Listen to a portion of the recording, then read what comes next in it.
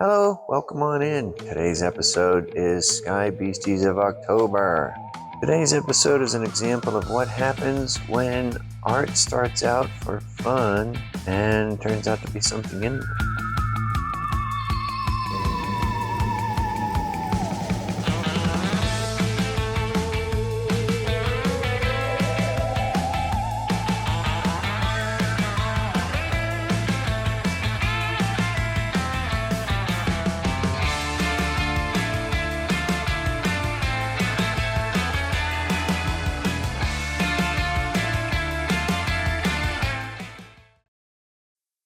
Hello, a little bit shorter of a video this time. If you're new here, I'm James, and this is the second installment of a video series where I'm taking some paintings that I did in the recent last few years. I've done a little bit of self-examination through the artwork, and I'm documenting some of the results. Since my mythology is unique, I'm not sure really how useful these videos will be to anyone except maybe sharing an experience, maybe verifying something you've gone through, or possibly inspiring you to take the creative path. These paintings aren't necessarily in order. This one's a bit shorter of a video today on purpose. The next one has quite a bit coming, so we'll see. In October of 2023, we sort of ended up fostering a couple of kids, and I didn't know exactly how to connect with them because of the age difference, and I'm pretty set in my ways now down here in the studio. So it was kind of like a sudden change to have, the anime and Cartoon Network going 24/7 as opposed to whatever else is on. I tried to rack my brains on how to maybe help them, maybe inspire, and I heard that the young lad that was here liked to draw. So I thought perhaps I could start a drawing and maybe go through the whole process, start to finish, and maybe inspire him. And I had canvases here, and of course I could, get more paint. At least it was an ongoing project and when he come down here, he could see some kind of level of progress, even if it was just for fun. Now, the background is one of those inspired bys because I didn't really want to think about it too hard because the kids were here. It was enough that it was a vortex, it was from dark, and there was some light, and it had to do with going in that direction. So it conveyed the proper symbolic mood that I wanted of something as an aftermath to the vortex of maybe the last painting. There was more to what had become.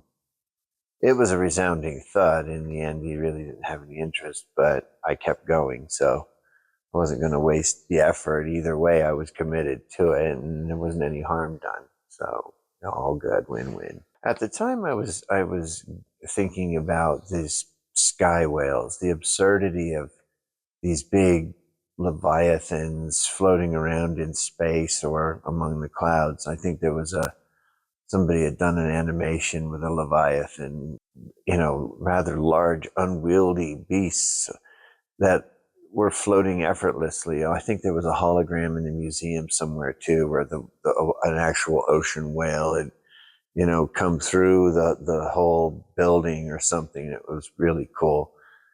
Imagine the size of just the brain, and telepathically what they're capable of and being photobombed.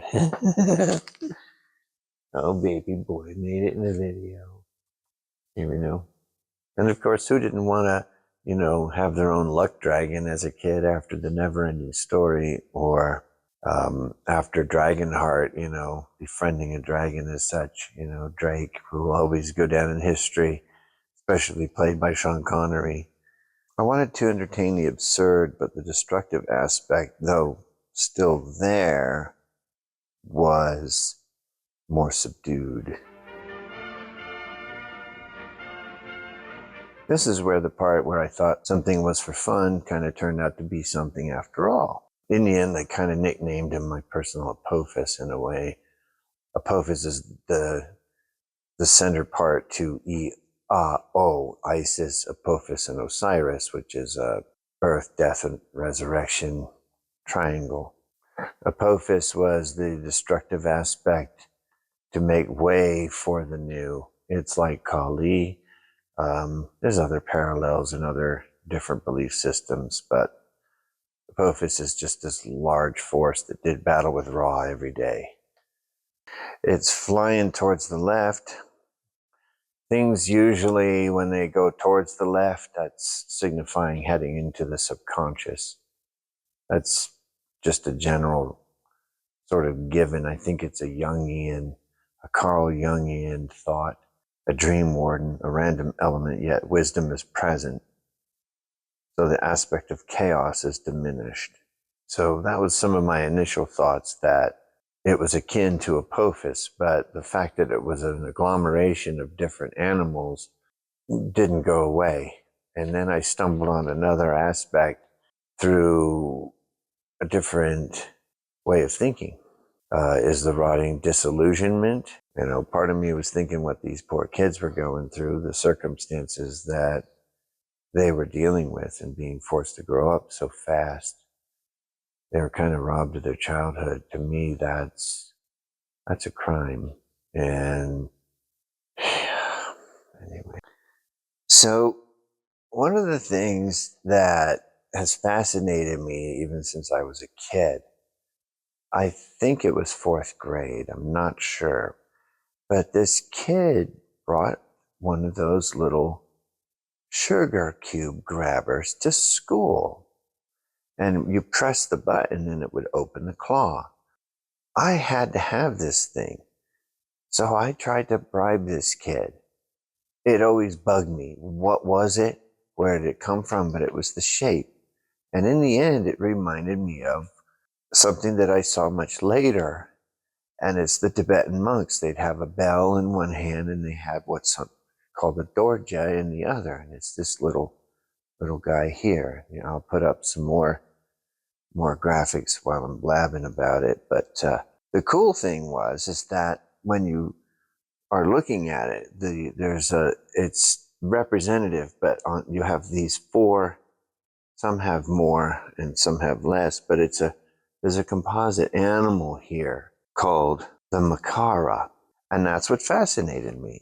The Makara, a mythical sea creature combining crocodile, elephant, and fish elements, acts as the base from which the Vajra's prongs emerge, symbolizing the transformation of raw emotional energy into awakened wisdom. So I thought that was pretty cool.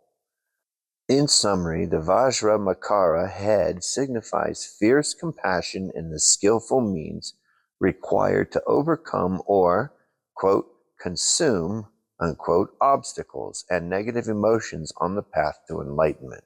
In the end, I got a rush when I first heard this.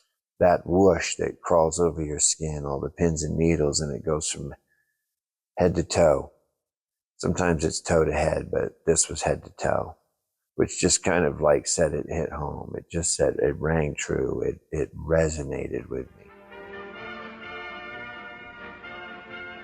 me.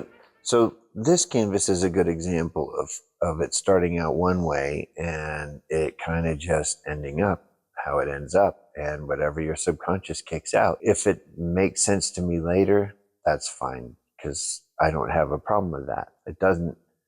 I didn't set out with a goal, so I didn't have any disappointment. In the end, it became a valid personal symbol. And this is an example of why a personal symbol is just as valid as something that might be floating around in the collective unconscious or through history or mythology. It doesn't matter. It's still an agglomeration. It's spewed out from my subconscious because I drew it. I'm not really sure if I care if it seems to make it fit after the fact, if it really even matters.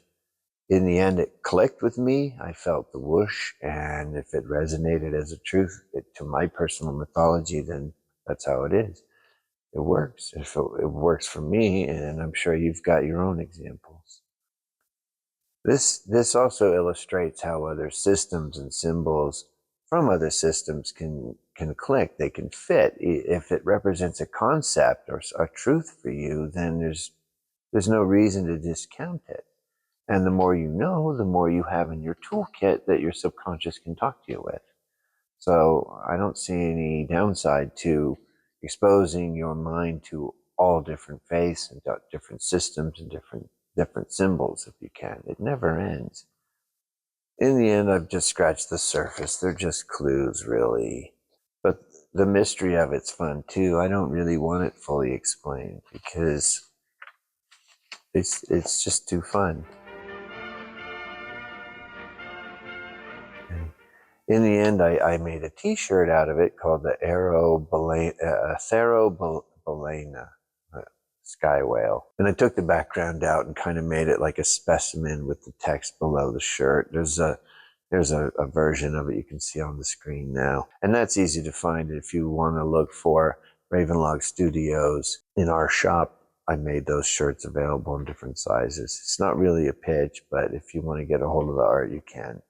In the end, it's important to remember to keep drawing and just kind of freestyle it. You never know what you're going to get. You know, a composite critter, the more you study nature, you can pull up nature books, you can, you know, kit bash a critter together in an afternoon and you've got some elegance to it, even though it's kind of like weird and rotting and it doesn't make sense. It's still whimsical. Something as far as drawing from the mind, you can break the rules if you want to. I mean, there's no rules. Thanks for hanging out for this video. If you like what you saw, hit the interactive buttons below. Like, share, and subscribe. I appreciate you. The next episode possibly might be, tentatively, I'm looking at working on the King in Yellow painting. Until then, beauty in truth, truth beauty. And thank you.